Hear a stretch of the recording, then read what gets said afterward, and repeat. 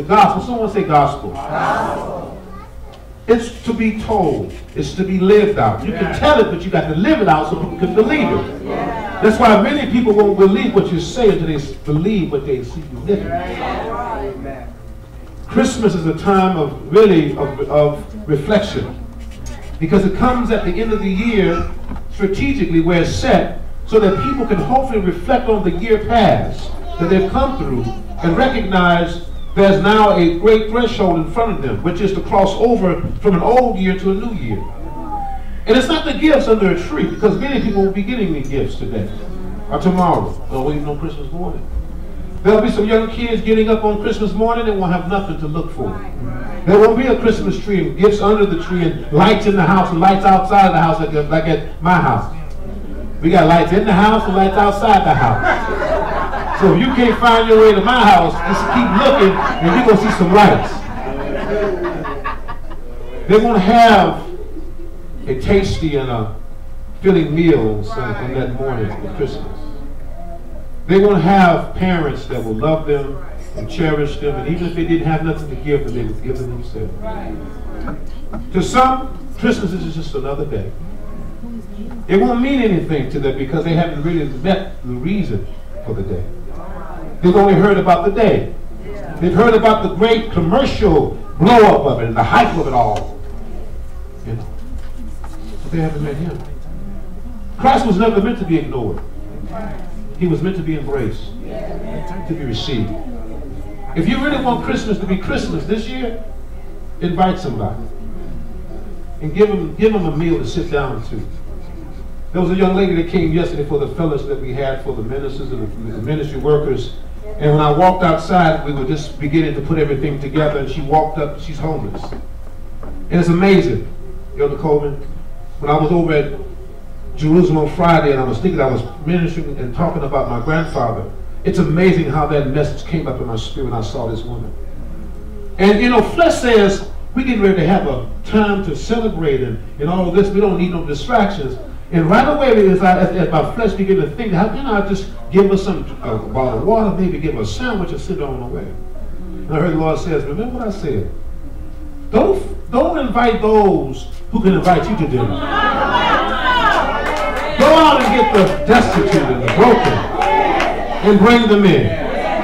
How many of you remember the story of David when David said, is there anybody left in the house of Saul, of Jonathan I can show kindness to?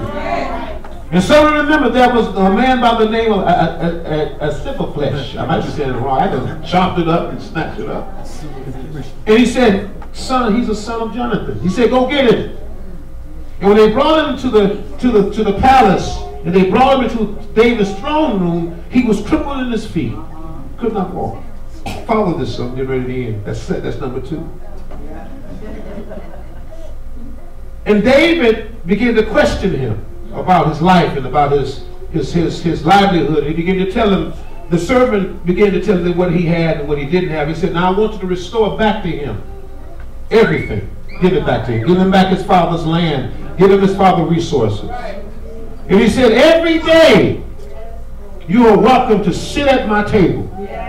Now this is a great picture of the gospel. Well, why? Because the table represents, because David's a kingdom man, and the table represents fellowship. It's only in Christ where your crippleness is hidden, when you sit at the table. He said he will have a place at the table. He will always be able to sit in the presence of the King. Not ashamed, but unashamed. Isn't it something that Jesus would invite you to eat, to fellowship with him, and all that we are not? And God doesn't see none of that because the blood covers you. Look at somebody and say, the blood covers you. Finally says, hey, the blood covers you. And David made sure that this man would be taken care of. As long as I'm king, you'll never have to worry about a day of what you're going to eat. How are you going to be taken? I'm going to make sure you have what you need. It's not like God. When you come to God, he says, you don't have to worry about nothing else after that day. I'm going to take care of you. I'm going to protect you. I'm going to shield you. I'm going to cover you because why? You're coming to my table. Jesus died that you might be able to come back to the table. That the Father, see, no one puts the food on the table but the Father. He provides the food to eat. He provides the food to eat. He provides the drink that we drink. He fills the cup with his love, because that bitter cup that now is called the cup of blessing. The gospel, the good news, the heralding of the news, which is to declare it amongst the God's people, amongst those who are not his people. To tell everybody, not just somebody. A young lady stood there and I said, you can come back to the, they were sending things, you want to come back at 5 o'clock? You can sit down with us and eat some gumbo. And she said, oh, yes, indeed, I will come back. She came in and Pastor made it very sure, let's be clear, to treat her like she's our most prized guest. She didn't look like somebody you would want in your home, but that's who's supposed to come into your house on Christmas. And she behaved herself gracefully, very kind, and speaking kindly to everybody. Because you know what? Love begats love. Warmth begats warmth. So as I close in this exhortation, the exhortation is not the same as a message or a sermon. It's a time of encouraging and instilling the Lord's love for people. Not the sermon should do too. But an exhortation is geared towards and is shaped to touch a heart in a moment. Much of a sermon people don't even remember.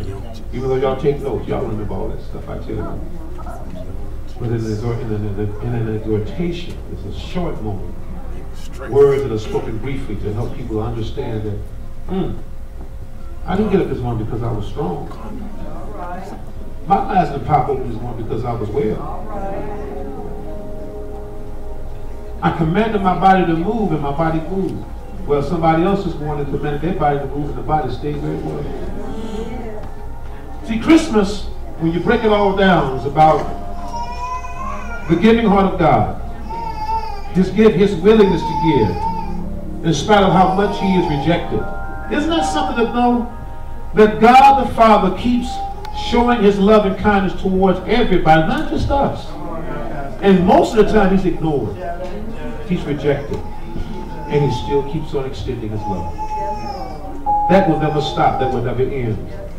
Because to God there is no ending. He's your end. He's your beginning and mine. But there's no beginning and ending with God. Everything as we know it came from him. Was made by him. And for him. Christmas is a gift. I said Christmas is a gift. Not the gifts under the tree. Not the electronics we'll buy for our kids. Not the things that we'll rack our brains in trying to get to the right place at the right time to get it. Christmas itself is a gift. Because he was given as a gift.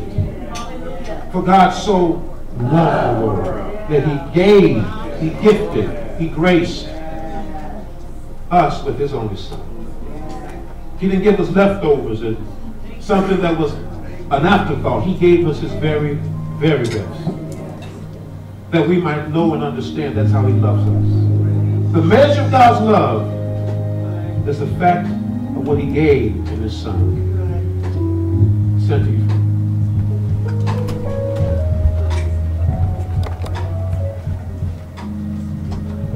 I pray